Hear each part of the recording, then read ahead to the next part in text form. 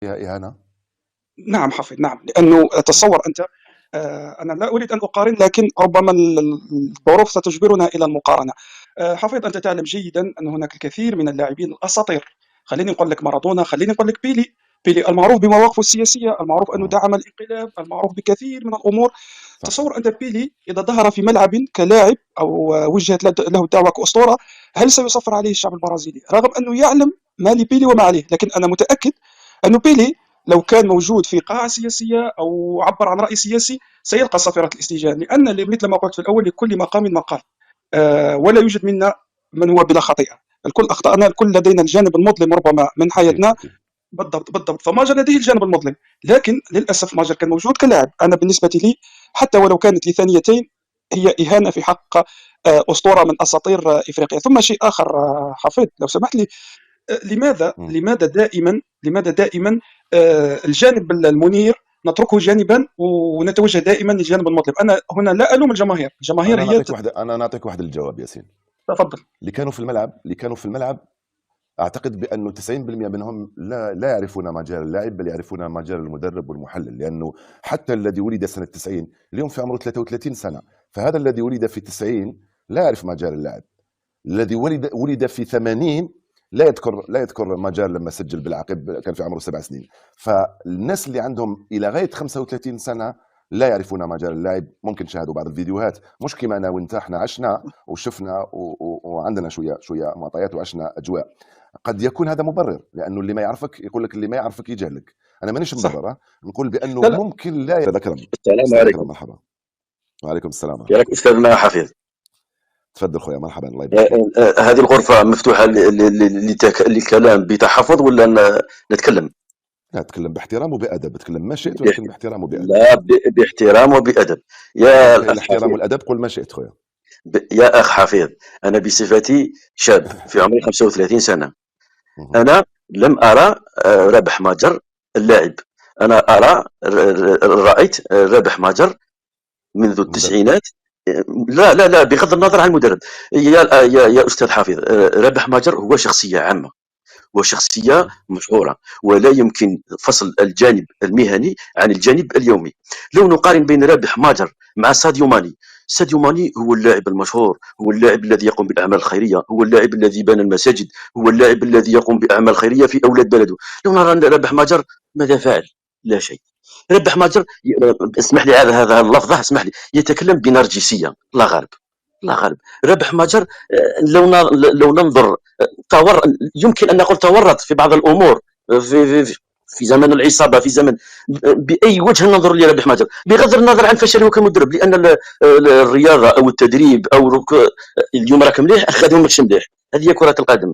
رابح ماجر خسر تعاطف الشعب لهذه الاسباب في رايي المتواضع. بارك الله فيك سي أكرم. واريد ملاحظه للاخ ياسين. إمم. قال لك ياسين لازم. اسمع، ياسين غير طيح عليها، ياسين غير طيح عليها، ما كانش حدود، طيح عليه. لا لا، قال لك يجب الفصل بين رابح ماجر الرياضي مع رابح ماجر السياسي. لا يا اخي، اي شخصيه عامه نجد المتتبعين او المتعاطفين بار اكزومبل رونالدو يتتبعونه في ابسط اموره اليوميه الشخصيه، من حقه لانه شخصيه عامه. يعني لا يمكن فصل اي الجانب الرياضي او المهني عن حياته اليوميه. ومن حق الشعب ان يسافر، لان لا يمكن ان نضع جمهور بالالاف في خانه القاصر. هذا شكرا ثاني. أكرم، شكرا أكرم، بارك الله فيك، بارك الله فيك. الله يحفظكم، السلام عليكم. ما راحش نخلي فرصة لياسين باش نرد، باش نخليه كذا أنت تحت عليه. أحمد فتحي تفضل. السلام عليكم يا أستاذ حفيظ. حبيبي الغالي، وعليكم السلام. أنا أحمد من جمهورية مصر العربية. خيار الناس، يا مرحبا، أهلا بكم. ربنا يبارك في حضرتك. انا بس طبعا انا عمري 30 سنه، ما شفتش الكابتن الكبير رابح متجر وهو بيلعب كوره، فما اقدرش احكم عليه. وكمان انا ما شفتوش كمدرب، يعني مع الاسف برضه. يعني مثلا اهم. التسعينات زي ما حضرتك ذكرت في اول الكلام انت والاستاذ ياسين، ان مثلا في التسعينات حتى احنا ما شفناهوش كمدرب. احنا مثلا ممكن نكون شفناه كمحلل رياضي إمم. عبر قنوات الجزيره الرياضيه وبين سبورت، شفناه يعني. انما هو مثلا من وجهه نظري ان اللاعب دايما الكبير اللي بيبقى له اراء شخصيه مثلا دائما وابدا بيبقى محل انتقاد. يعني مثلا يعني لو حضرتك تسمح لي، في الوطن العربي بصفه عامه عندنا هنا كل اللي هي الشخصيات العامه، زي مثلا زي حضرتك، زي مثلا الكابتن ابو تريكه، زي الكابتن ميدو، الكابتن زيدان، الكابتن حسام حسن، تلاقي دايما اراءه الجمهور بيبقى مركز معاها جدا جدا، اكتر من السياسيين في بعض الامور. صح. يعني انا دايما ابدا بقول ايه، ان دايما ابدا الشخصيات العامه دي بتبقى فعلا تحت ضغط كبير. فانا ما اقدرش صح. ان انا اقول ان الكابتن رابح مجر اللاعب ضحيه ليه كمدرب، لان انا مدرب.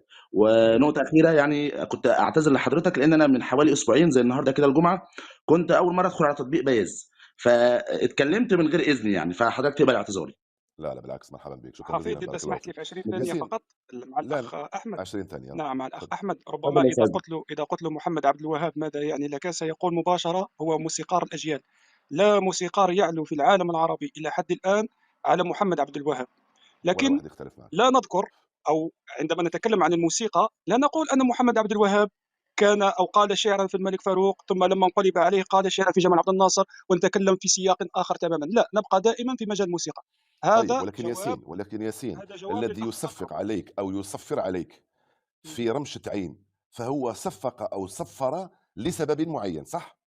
بالضبط حفيظ، وانا حفيظ اعتقد في الاول قلت انه لابد من التوعيه. الخطا وقع ولا نلوم الجمهور، ولكن لابد من التوعيه حتى لا يتكرر هذا الامر لاحقا، سواء مع ماجر او مع اسطوره من الاساطير اذا تم استدعائهم في سياق رياضي.